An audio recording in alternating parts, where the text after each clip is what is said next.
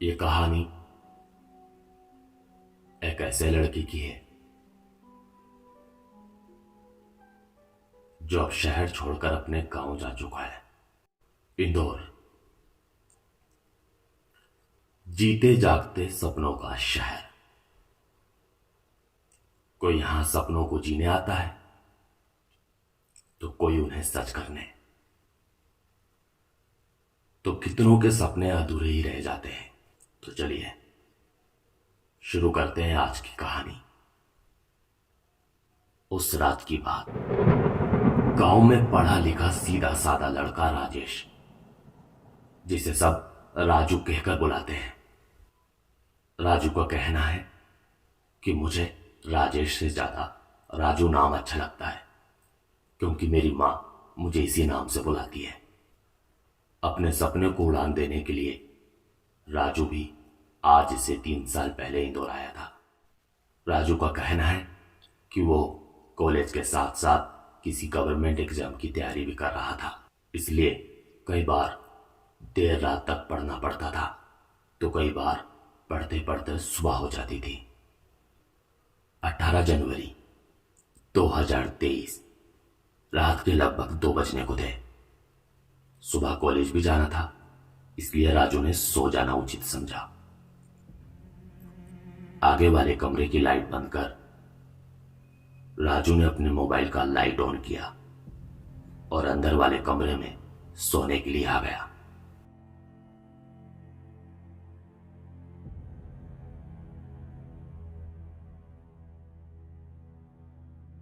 राजू सोया ही था कि उसने महसूस किया जैसे कोई धीमी आवाज में बात कर रहा हो। उसे लगा उसका दोस्त किसी से बात कर रहा होगा, लेकिन बातें बढ़ती जा रही थी। तो राजू को कुछ अजीब लगा। वो उठा, लाइट ऑन कर बोला, आकाश भाई बात कर रहा है क्या? आकाश के उत्तर ना देने पर उसने आकाश के ऊपर से चादर हटाया और देखा कि आकाश सो रहा है।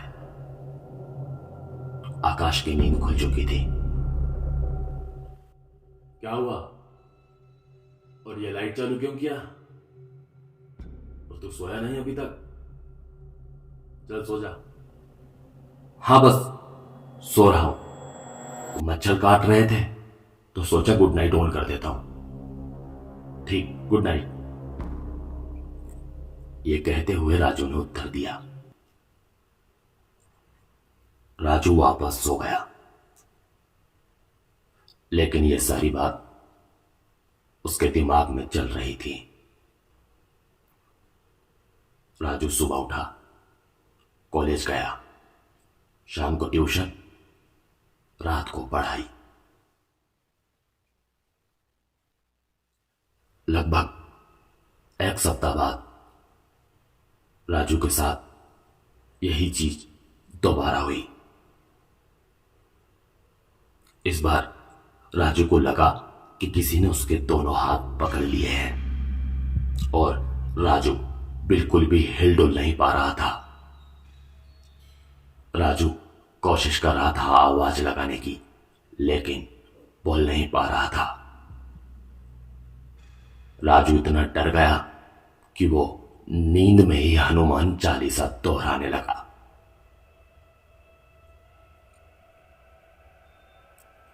कुछ देर बाद राजू की नींद खुली। राजू बहुत घबरा चुका था। राजू ने पानी पिया और सोचा, यह सब सच में था या मैं कोई बुरा सपना देख रहा था। राजू उसके बाद ठीक से सो ही नहीं पाया। अब राजू के दिमाग में सिर्फ यही बात घूम रही थी। 2 दिन बाद राजू के साथ एक आश्चर्यजनक घटना हुई। उसने सुना कि किसी ने बाथरूम का नल चालू किया है। उसे लगा यही पड़ोस में किसी ने किया होगा, लेकिन नल की आवाज बढ़ती जा रही थी। राजू को लगा कहीं मेरे बाथरूम का ही तो नल चालू नहीं है। राजू ये देखने के लिए उठा और जाकर देखा तो बाथरूम का नल बंद था। अचानक राजू को बैग गिरने की आवाज आई, जैसे किसी ने गुस्से में बैग उठाकर नीचे जमीन पर फेंका हो। राजू बाहर आया और जो राजू ने देखा, उसके पैरों तले जमीन खिसक चुकी थी। राजू का बैग नीचे जमीन पर पड़ा हुआ था और सारी किताबें बिखरी पड़ी थी। राजू बहुत डर गया था। उसने सोचा वो अपने दोस्त को उठाता है, लेकिन उसे यह सही नहीं लगा। उसने देखा अभी सुबह होने में 3 घंटे बाकी है। राजू सारी रात आगे वाले कमरे की लाइट चालू कर डरा सहमा यूं ही सुबह तक बैठा रहा। सुबह होते ही आकाश जैसे ही उठा, उसने राजू को देखते ही कहा, अरे कलेक्टर साहब, आज बड़ी जल्दी उठ गए या फिर सोए ही नहीं?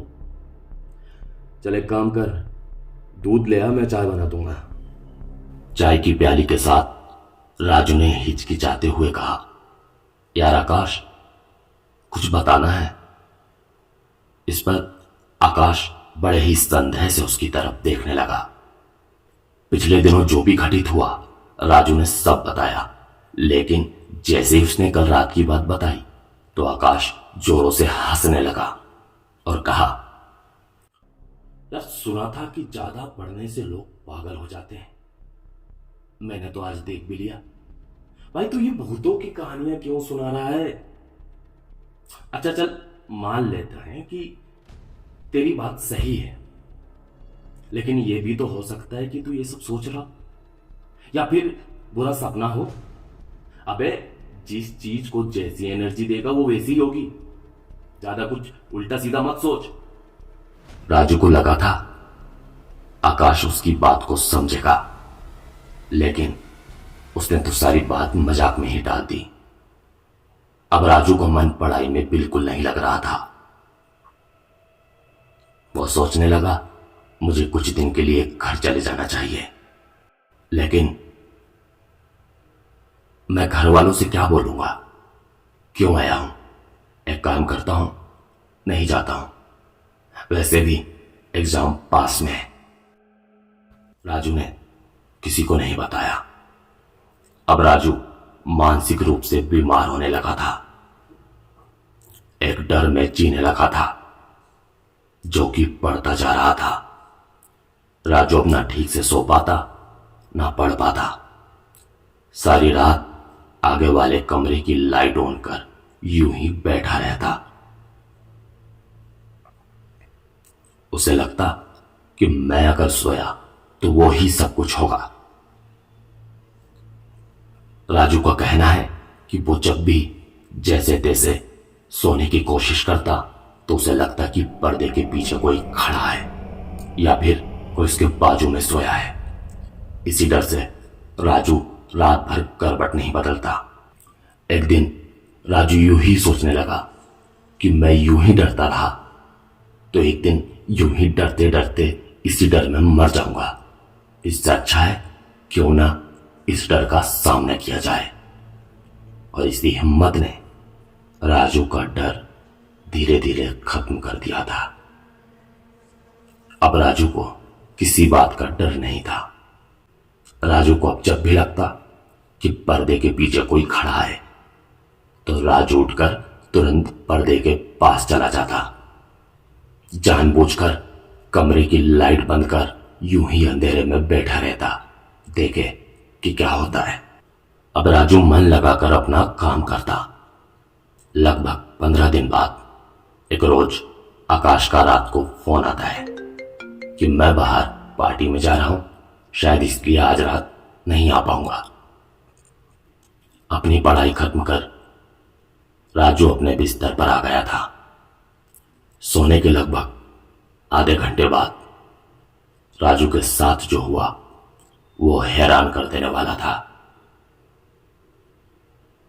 राजू की आंख लगने पर राजू ने देखा कि उसके छत के पंखे से कोई लटका हुआ है। ध्यान से देखने पर पता चला एक नहीं 4 लाशें लटकी हुई है। राजू आंख बंद में ही सोचने लगा, शायद सपना है या फिर वही सब कुछ दोबारा हो रहा है। एक काम करता हूं, आंखें खोल लेता हूं। आंखें खोलने पर राजू के साथ जो हुआ वो उसे भी नहीं पता। कमरे में सच में पंखे से 4 लाशें लटक रही थी।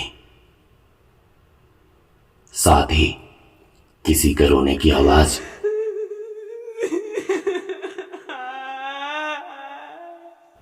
तो किसी के हंसने की आवाज आ रही थी। राजू ये सब देखकर बेहोश हो चुका था। जब राजू की आंख खुली तो उसने खुद को किसी अस्पताल के रूम में पाया।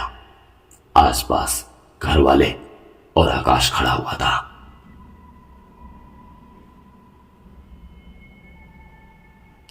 आकाश का कहना है, मैं जब आया था तो राजू आगे वाले कमरे में बेहोश पड़ा था, लेकिन राजू का कहना है, मैं तो अंदर वाले कमरे में सोया था। 2 महीने तक राजू बोल नहीं पाया। जब वो बोल पाया तो उसने ये सारी दास्तान बताई। घर वाले हैरान थे। कई लोग मानसिक रूप से राजू को बीमार मानने लगे थे। इस बात का कोई ठोस सबूत नहीं कि यह सब सच में हुआ था या सिर्फ राजू का भ्रम था। मगर अफसोस इस बात का है कि इस घटना के बाद राजू कभी शहर लौटकर नहीं आया।